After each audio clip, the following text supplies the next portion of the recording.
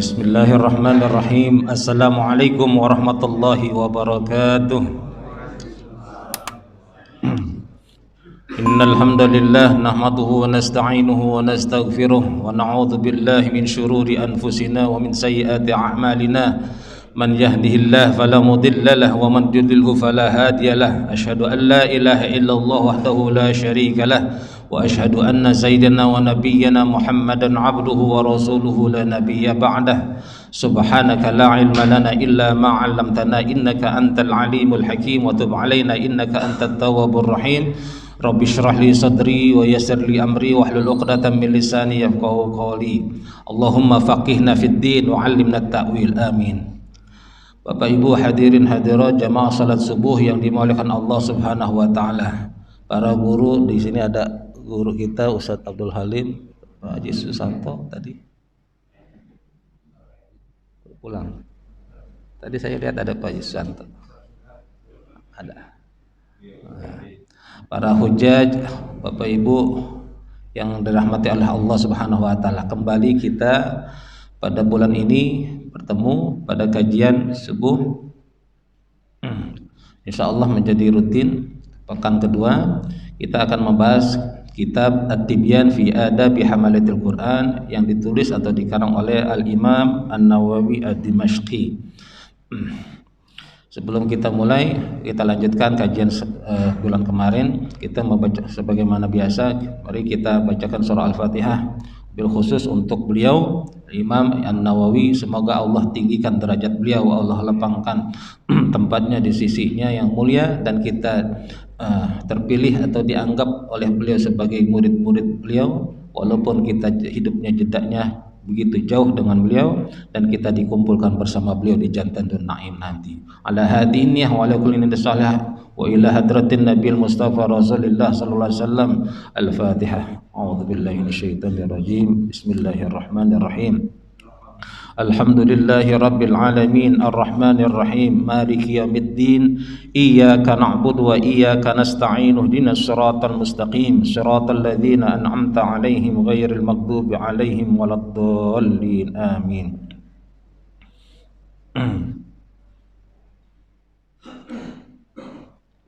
Kitab At-Tibyan fi Adabi Hamalil Quran adalah salah satu dari sekian banyak karangan kitab yang ditulis oleh Al-Imam An-Nawawi. Kemarin kita sudah sampai separuh dari bab pertama awal.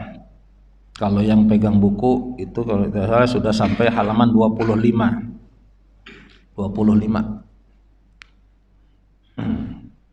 Ini saya pilih karena memang selain kertasnya cakep, dia masih ada baris-barisnya juga, Pak.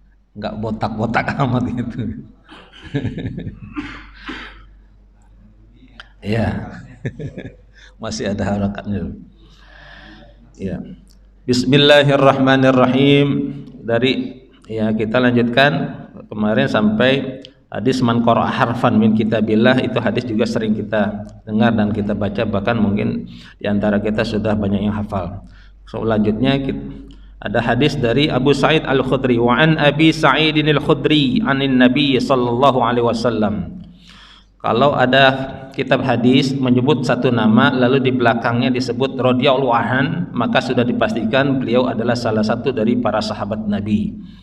Sa'id Al-Khudri ini ada keterangannya, itu ada catatan kaki, tapi dia kitab At-Tibyan ini menggunakan endnote bukan footnote. Jadi catatannya di belakang bukan di bawah.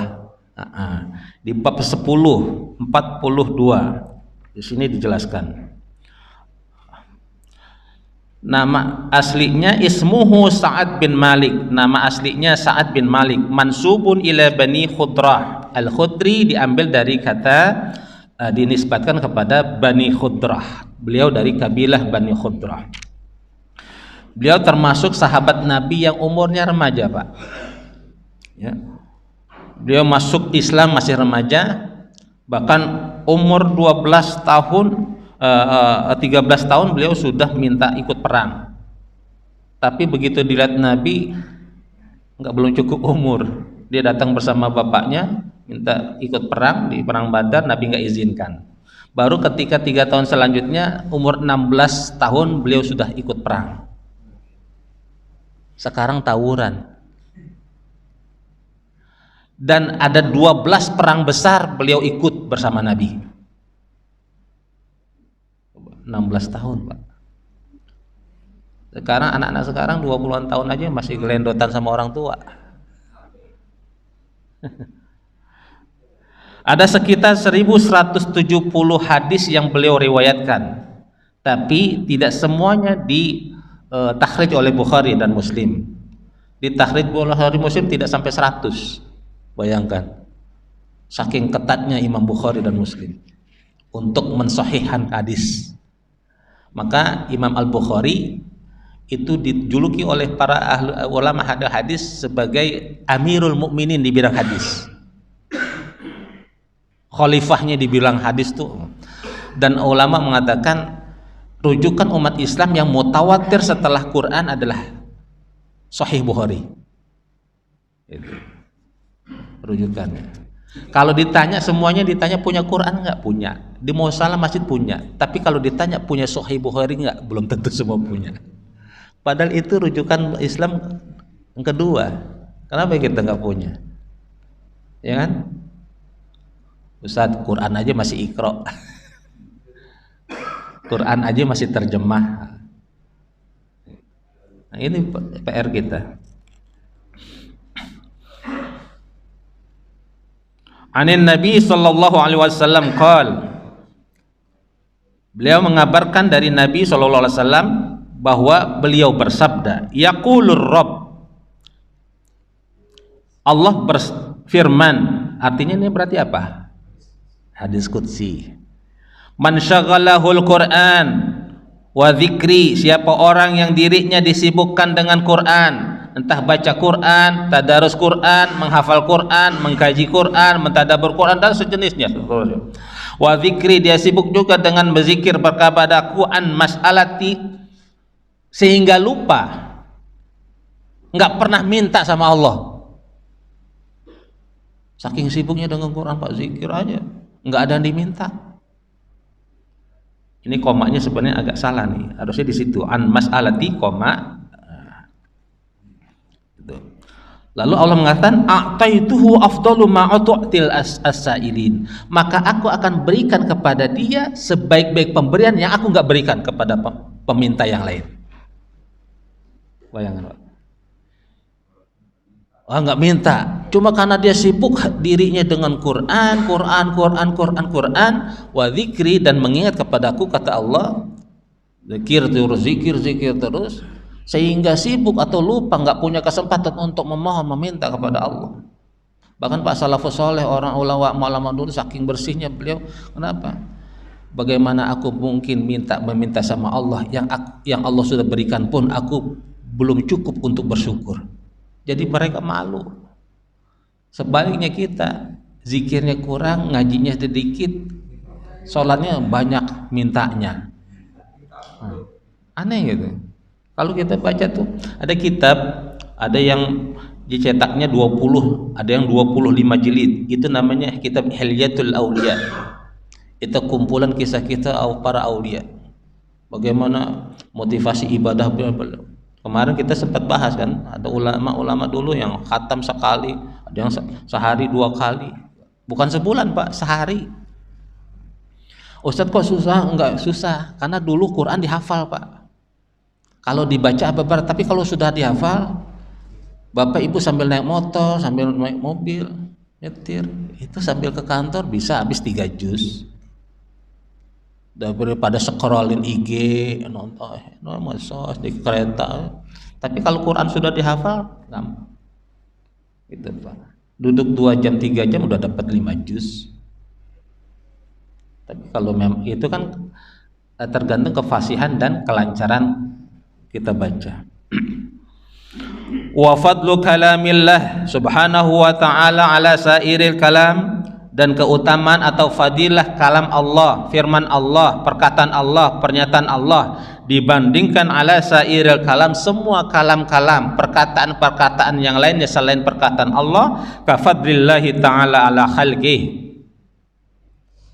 sebagaimana keutamaan atau fadilahnya Allah terhadap dibandingkan makhluknya. Jadi jauh sekali, Pak. Nah, ini sudah jumhur ulama, ittafaqul ulama, wabil khusus apalagi al-sunnah wal jamaah mengatakan Quran adalah firman Allah yang harus diyakini. Siapa orang yang tidak meyakini bukan hanya 6.000 sekian ayatnya, tapi satu ayat saja dia tidak imani, keluar dari Islam. Apalagi ngomongnya kalau Quran dibilang perkataan Nabi, ya Pak. Nah, ini. Makanya saya sering bilang kalau mau masukin anak sekolah pesantren nanya sama guru. Ini kebanyakan orang begitu, udah masukin baru nanya, Ustadz, anak saya masukin pesantren sana, kira-kira menurut Ustadz pesantren sana bagus nggak? Ya ente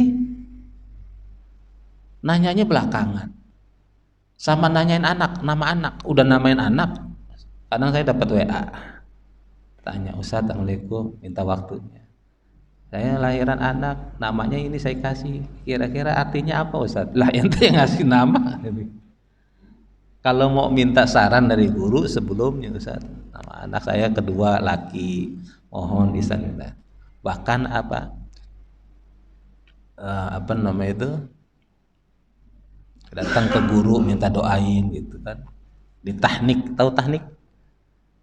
Banyak yang nggak tahu tuh, itu sunnah Nabi yang banyak ditinggalin. Dikunyahin kurma sama orang saleh guru kita, lalu disentuhin di langit-langit bayi yang baru lahir, bacain doa.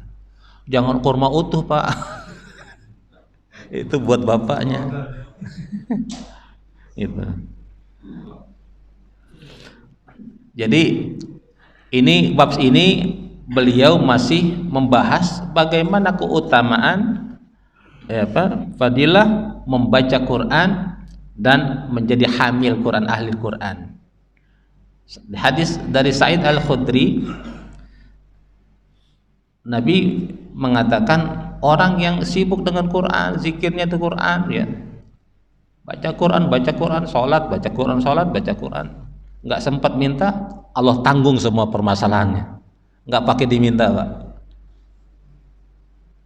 Ya masalahnya kalau itu keimanan, banyak itu pada cerita-cerita dari orang-orang soleh begitu, nggak ini tahu-tahu maka, ya kan?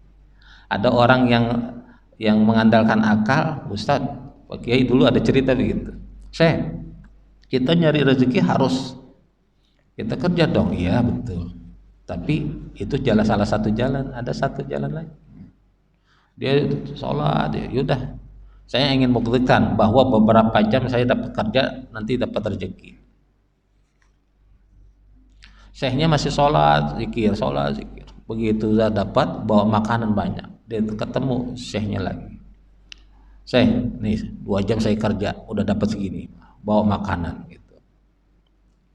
Syekhnya tanya, ini buat siapa? Buat Syekh, makan. Dimakan oleh syekhnya. Nah.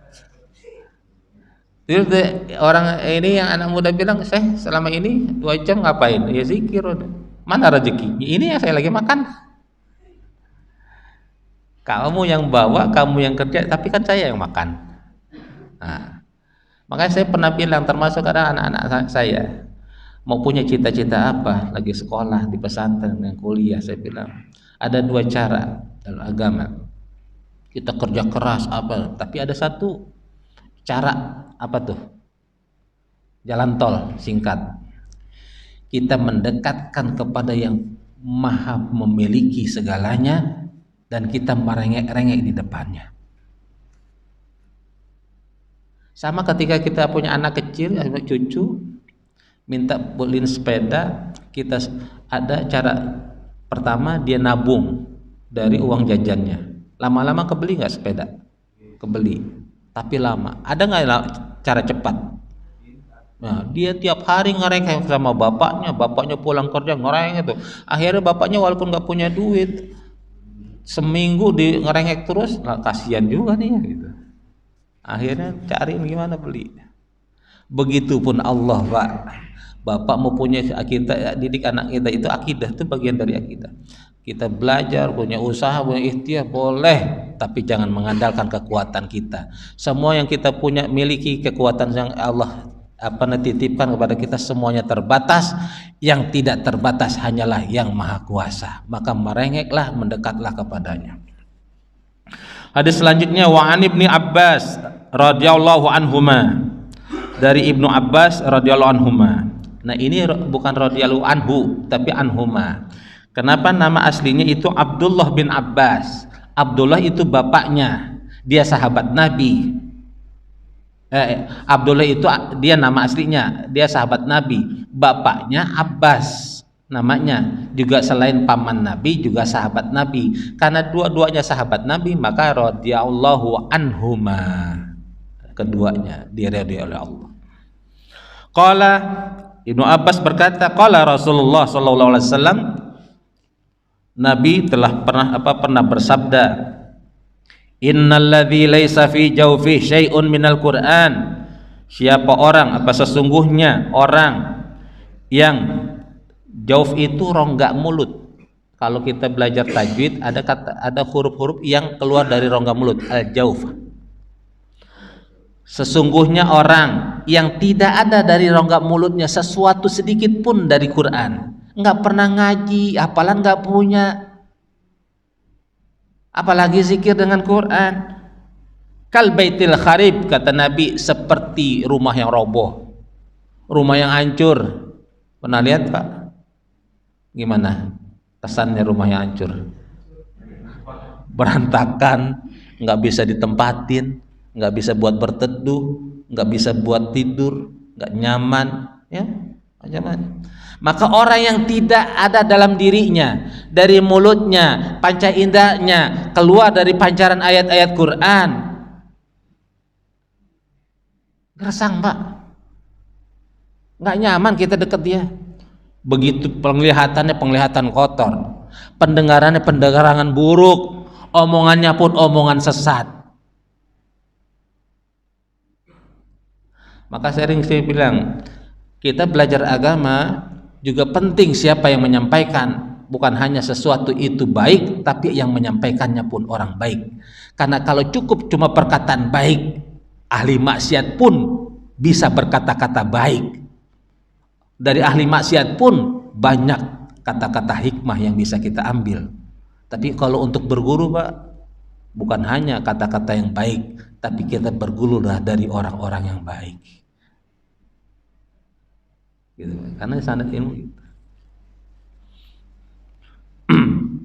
Ibnu Abbas ini sama dengan tadi Al-Khudri, beliau termasuk sahabat Nabi yang umurnya remaja. Ada dalam rijal hadis itu tidak kurang, beliau meriwayatkan dari lebih dari 1.600 hadis.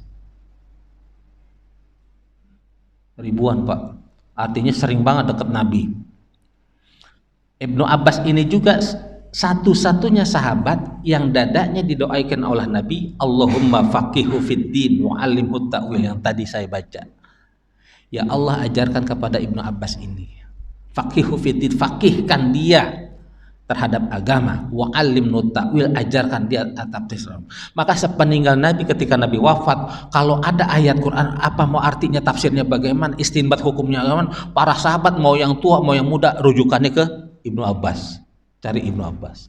Maka ulama menjuluki beliau sebagai tarjaman Al-Quran, sang penterjemah Quran. Ibnu Abbas tuh, walaupun remaja tuh, yang sahabat-sahabat yang sudah tua-tua kalau mau nanya tentang tafsiran ayat ini mau apa ya begitu.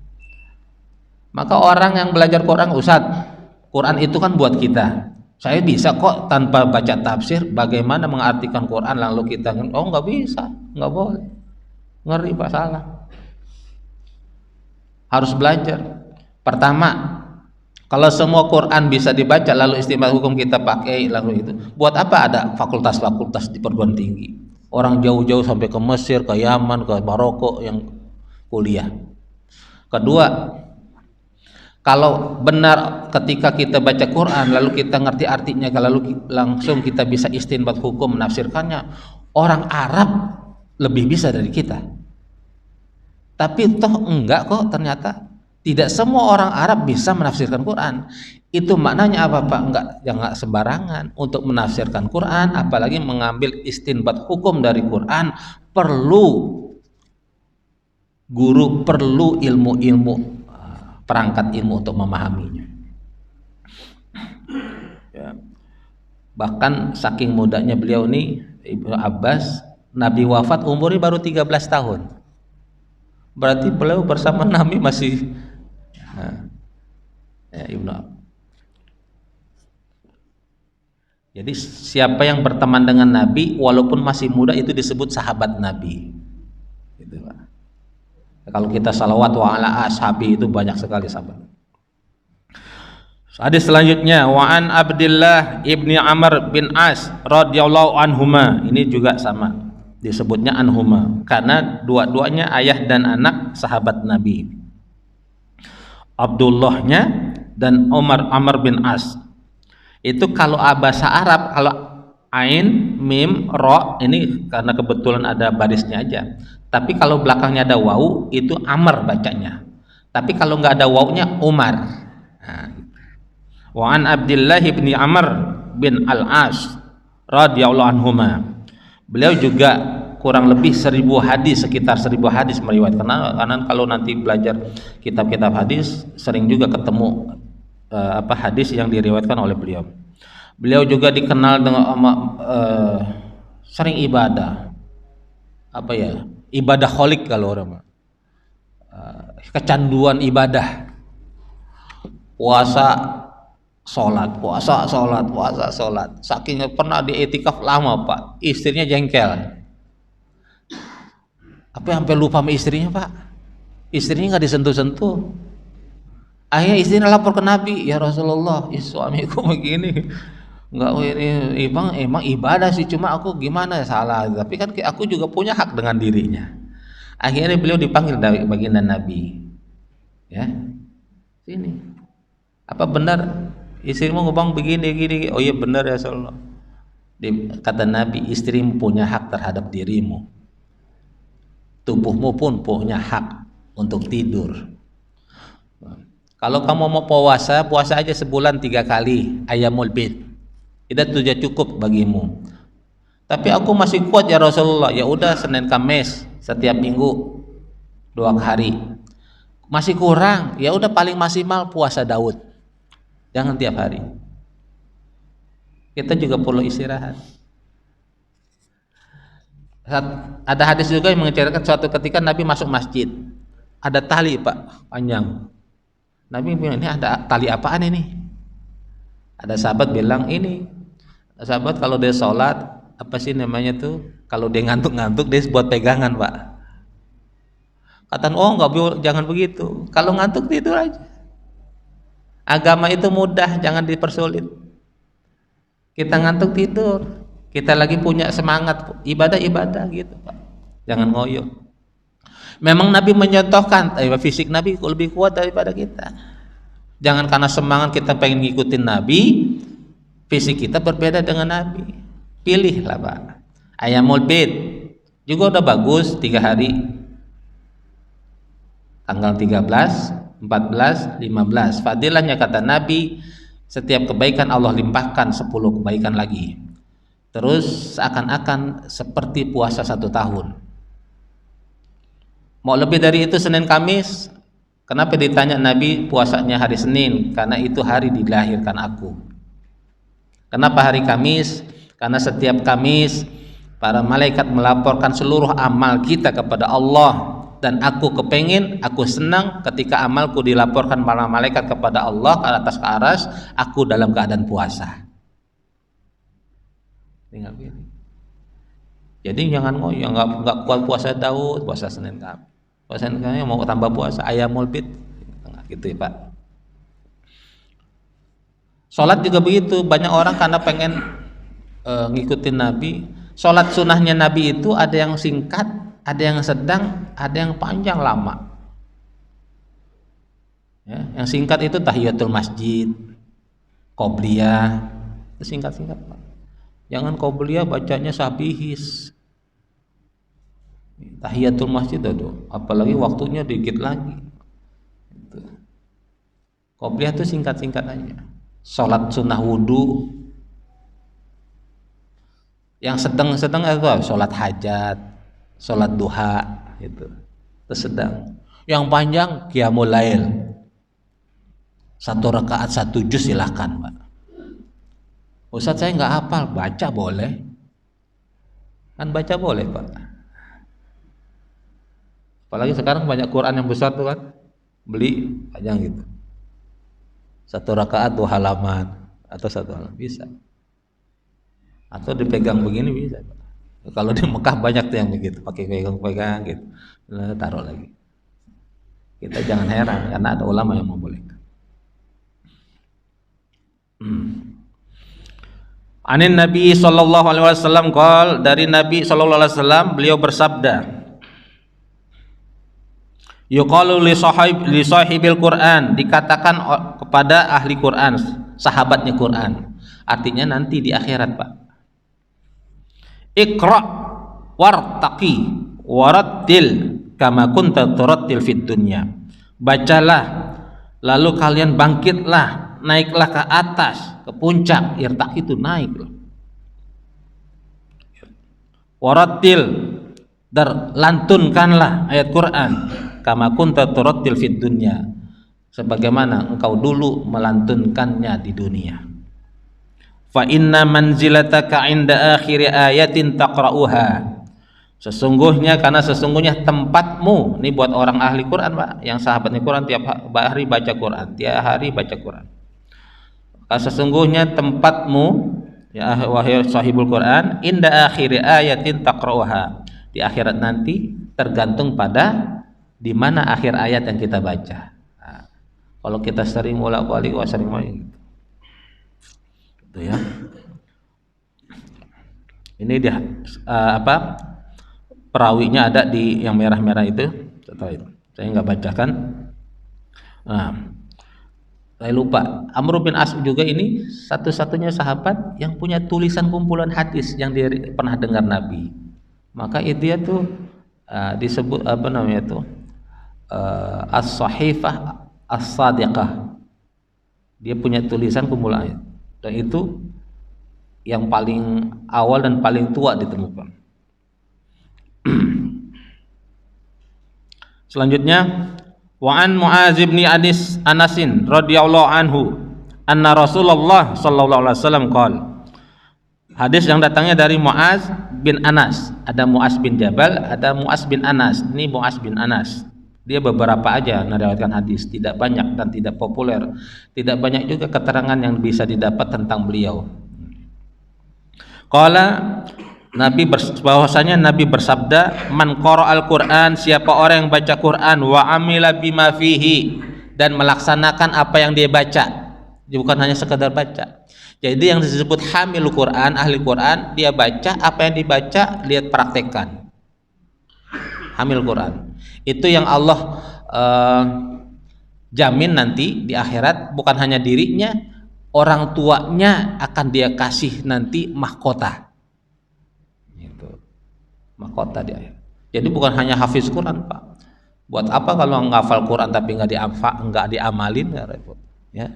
Jadi yang baca Quran tapi diamalin. Albasallahu walidai tajan yaumal qiyamah. Allah akan mengenakan kepada kedua orang tuanya tajan yaumal qiyamah, mahkota di hari kiamat. Itu. Dau'uhu ahsan min dau'i syamsi fi buyutid dunya, cahaya mahkotanya itu jauh lebih baik daripada cahaya matahari di dunia. Terang. Fama zannukum billadzi amila bihadza? Bagaimana pendapat kalian, kata Nabi kepada sahabat, billadzi amila bihadza, tentang orang yang mengamalkan ini. Artinya Nabi nyindir, kalau emang balasannya begitu, ente nggak kepengen nih gitulah. Nah, balasan sampai seperti itu. Makanya saya pernah bilang kalau pengajian keluarga apa yang sering ngisi pengajian keluarga besar gitu, ini anaknya ada yang cucunya ratusan. Jangan sampai kita punya anak keturunan banyak tapi tidak ada satupun hafizul Quran. Maka kader di keluarga kita Kalau tidak anak kita, cucu kita, paling tidak ada yang satu yang jadi hafizul Quran, hamilul Quran, Bu. Ya. Dan kita boleh, bisa nggak? Boleh, bisa. Nabi jadi nabi baru 40 tahun baru jadi nabi.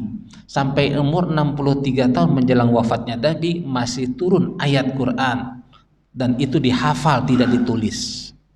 Maka siapa tuh? Panji Gumilang yang mengatakan Quran itu perkataan Nabi, itu sebenarnya dia baca orang orientalis. Orientalis mengatakan menurut penelitian mereka tidak terbukti Quran ini dari mana. Ini jangan-jangan perkataan Nabi. Mana buktinya? Tulisan Quran dari masa ke masa tulisannya beda-beda, bacaannya pun banyak beda. Itu bukti bahwa kalau orang ngaji Quran gampang Pak matahinnya. Kita apalagi di PTI itu bukan hanya baca Quran, kita belajar ulumul Quran, ulumul tafsir, ulumul qiraat dan sebagainya. Oleh karena itu orang nggak paham Quran itu diturunkan nggak berupa tulisan, beda dengan suhuf. Quran begitu dituliskan langsung dihafal, nggak ada tulis. Dan cara bacanya pun ada banyak. Itulah yang disebut sab'atu ahruf. Jadi kalau orang mengatakan tulisannya beda-beda, iya, ada yang kufi, ada yang diwani, ada yang pakai rik'ah tulisannya, ada yang pakai sulus kaligrafinya. Itu seni aja.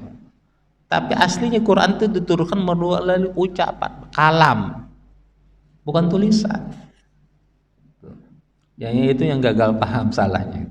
Nah mungkin sih orang-orang model Panji Gumilang bacanya hasil penelitian orang orientalis begitu. Maka kalau saya termasuk yang mengajarkan akidah Ahlussunnah wal Jamaah, berani sudah menyatakan beliau keluar dari Islam, sudah bukan Islam. Maka sepatutnya orang-orang yang memasukkan anaknya di pesantren itu harusnya sudah wajib mengeluarkannya, cabut. Hadis selanjutnya, warawa ad-Darimi, diriwayatkan dari ad-Darimi. Ini sanadnya sahih walaupun tidak disebutkan. Ini ada kayatan kakinya 45, kita baca di halaman 175. 45. Ad-Darimi huwa Abu Muhammadin Abdullah bin Abdurrahman. Dia adalah nama aslinya Abu Muhammad Abdullah bin Abdurrahman. Mansubun ila Darim jaddu qabilah. Dinisbatkan Ad-Darimi itu dari kepada Darim, yaitu jaddu qabilah, nenek moyang kabilahnya, kakeknya gitu, uyutnya gitu ya. Ad-Darimi. Bisa tuh nama kita, orang Indonesia nggak biasa seperti kita pakai belakang nama kita al apa, misalnya kira-kira nama bapaknya siapa gitu ya.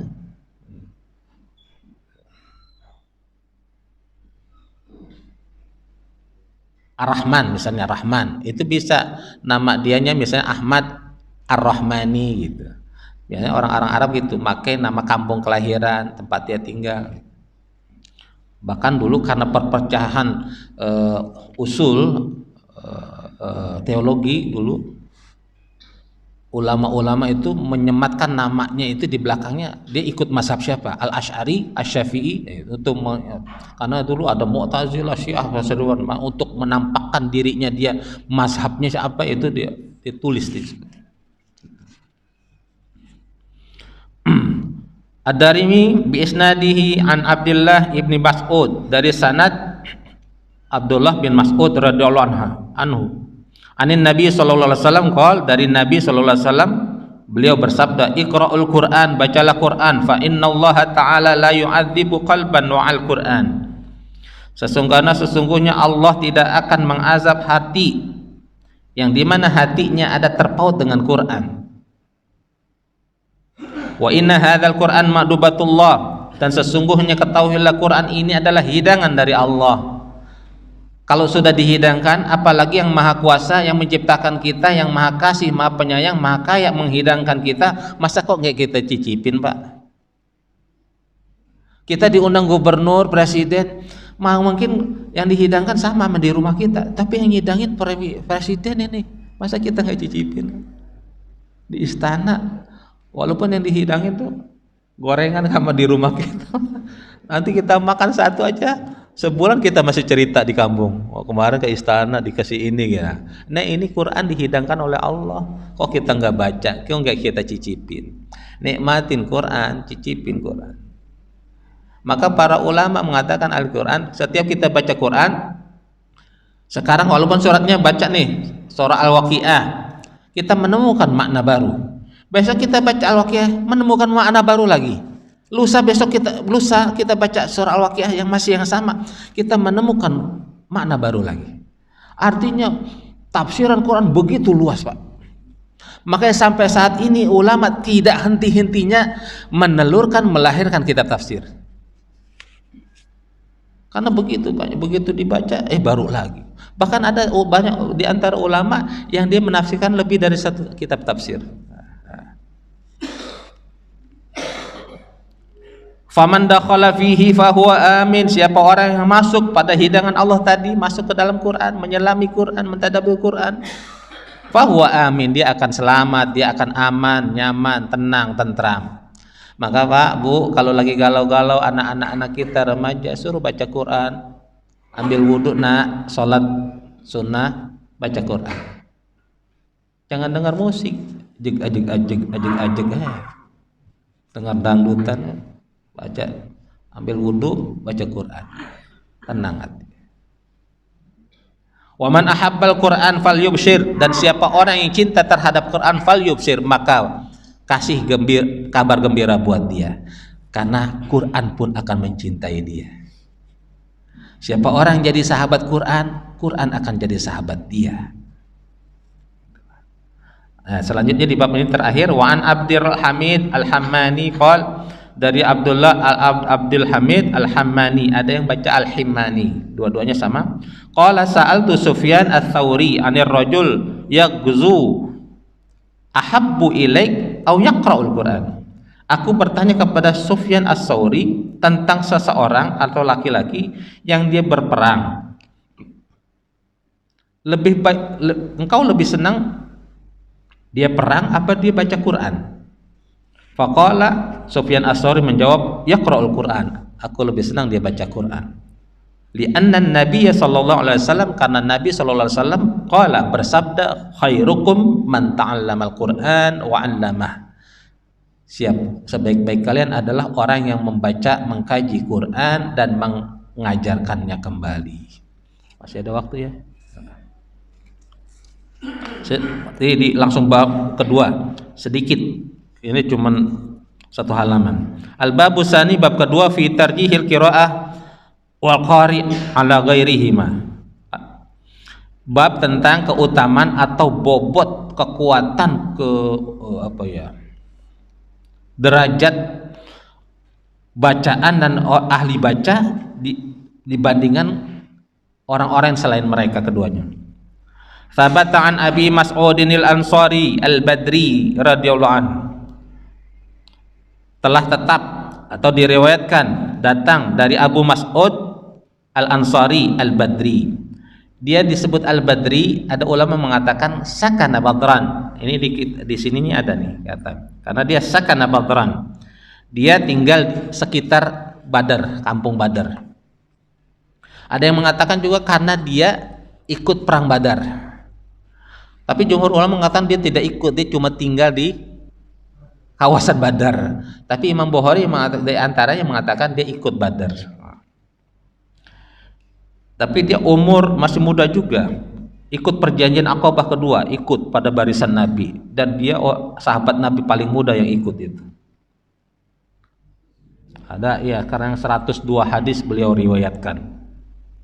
Tapi perang Uhud beliau ikut.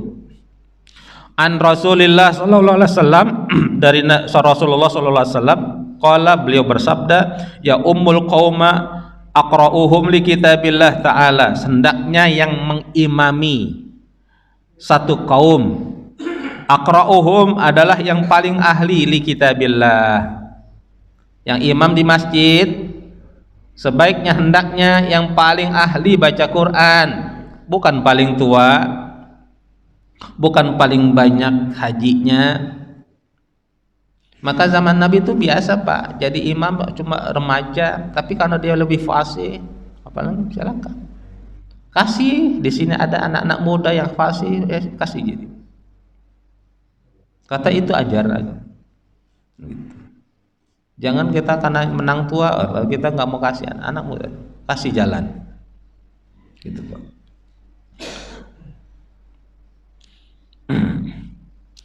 Selanjutnya, Wa'an Ibni Abbas tadi sudah disebutkan, terangkan siapa Ibnu Abbas radhiyallahu anhu.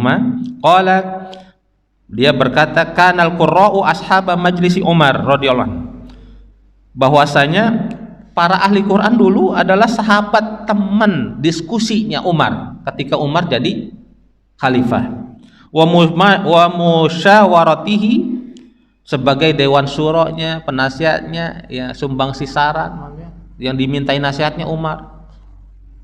Kuhulan kanu au syubanan, baik yang senior maupun yang junior, baik yang tua maupun yang muda. Jangan sungkan Pak, kalau ada anak muda ahli agama kita nanya. Kan kita hafal tuh. Kan malu bertanya, sesat di jalan. Karena ke anak muda yang nyampein kita gengsi. Berapa banyak imam-imam itu yang seperti Imam An-Nawawi ini, saya bilang ya, masih muda tapi beliau sudah jadi imam, dijuluki para ulama, bukan beliau yang menyematkan dirinya imam. Nah sekarang beda, sekarang banyak orang pengen dipanggil ustadz, tapi sebenarnya tidak banyak orang tidak kompeten. Banyak lembaga Quran, belum selama saya baru minggu kemarin menemukan ada satu lembaga tapi isinya nggak ada yang Al-Quran. Ngeri saya. Ya, maka kita mau belajar ilmu agama harus ngerti. Bahasanya Quran Pak, tapi nggak ada yang ngerti Quran itu. Nggak ada Pak. Banyak orang menyamakan dirinya ustadz apa, tapi sebenarnya cuma berani ngomong aja Pak, gitu. Ngafalin muqaddimah, kan buku-buku kecil banyak.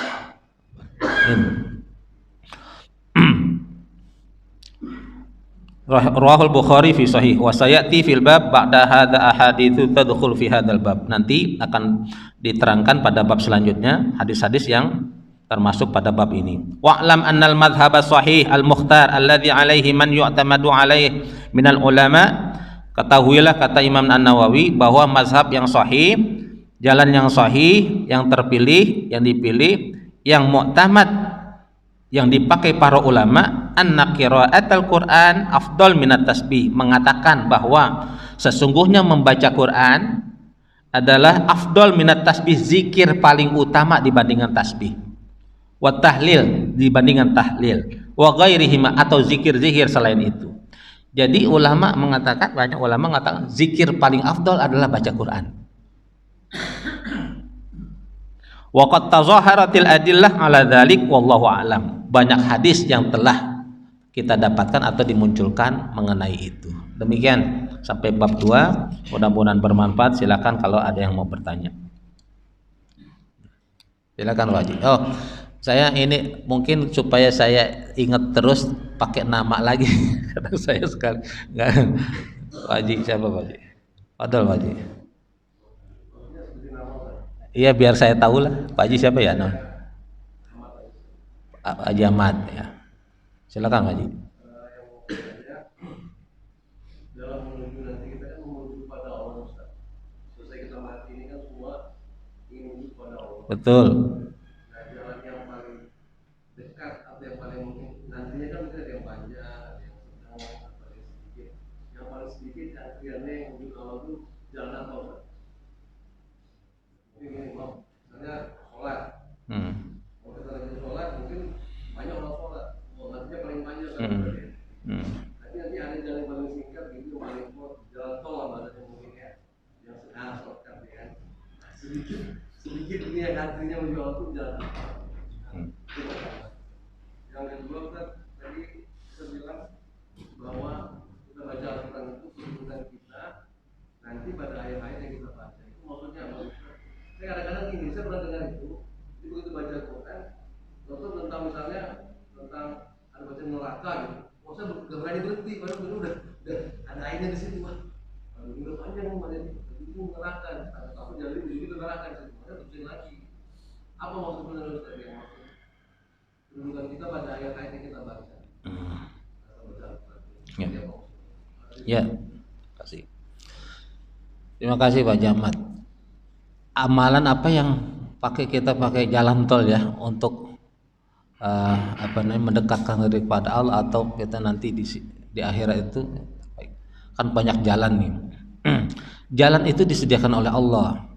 Banyak pintu-pintu menempuh surganya Allah. Ada pintu puasa, pintu sholat, pintu ibadah yang lain.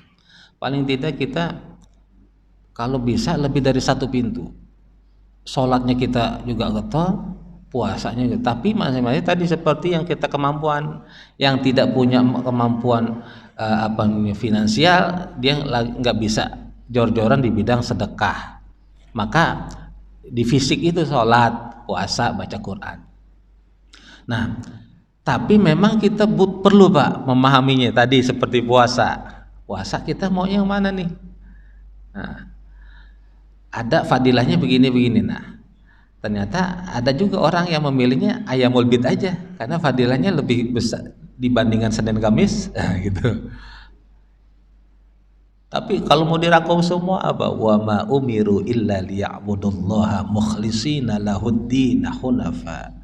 Kami tidak seru umatku, hambaku, melainkan beribadah kepadaku mukhlisina, secara ikhlas.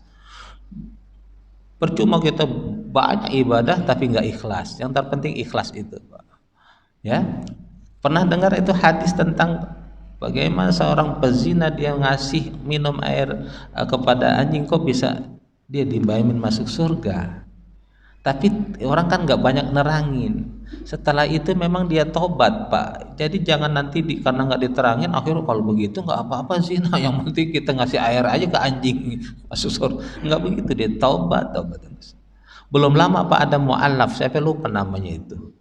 Nggak lama dia masuk Islam, meninggal dalam keadaan sholat. Padahal puluhan tahun dia hidup dalam keadaan kafir.